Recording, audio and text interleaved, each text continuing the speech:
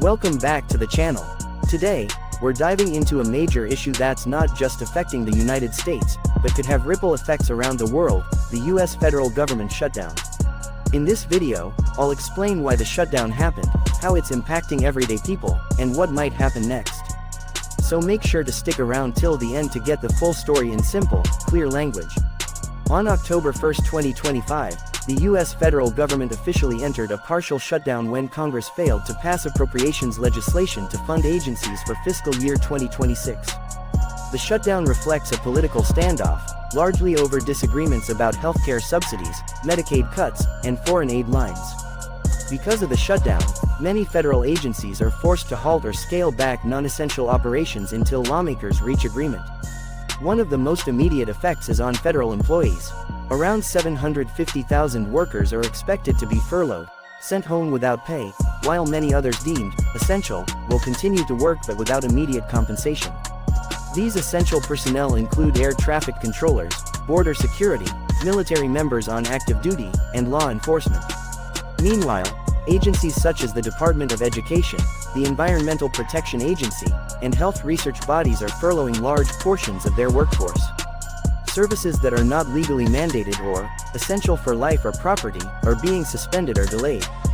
For example, many national parks and museums may operate only in limited capacity or shut visitor services. Programs like WIC, women, infants, and children could run out of funding in the coming days. Critical public health functions, such as drug and device approval reviews by the FDA, may be sharply reduced. Also, routine permitting, inspections, and administrative services like issuing permits, visas, or processing loans may slow or stop. However, some programs continue functioning because they are considered mandatory by law or have independent funding.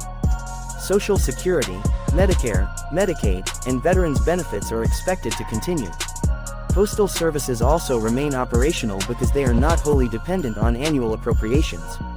The federal judiciary announced that it can maintain paid operations through October 17, 2025, giving courts some breathing room before severe cuts kick in. In the background, the economic impact is mounting. Analysts estimate the shutdown could shave billions of dollars per week from U.S. growth. The Congressional Budget Office has warned of up to $400 million per day in lost wages for furloughed workers. Local economies that rely on federal funding or contracts could see sharp disruptions. Market reactions include higher volatility, delayed economic data releases, and investor uncertainty. Adding to concerns, the Department of Energy warns that the agency overseeing nuclear weapons safety may run out of full funding in about 8 days, forcing it to operate under emergency constraints with reduced staff. Meanwhile, the Trump administration has frozen billions in infrastructure funding for certain cities, especially those with Democratic leadership, citing new contracting rules. Federal workers and communities are facing stress and uncertainty. Many are unable to pay bills or meet financial obligations, especially contractors who may not receive back pay. In some tribal communities, essential services funded by federal agencies are being disrupted, affecting education, health, and public safety. The political deadlock remains stubborn.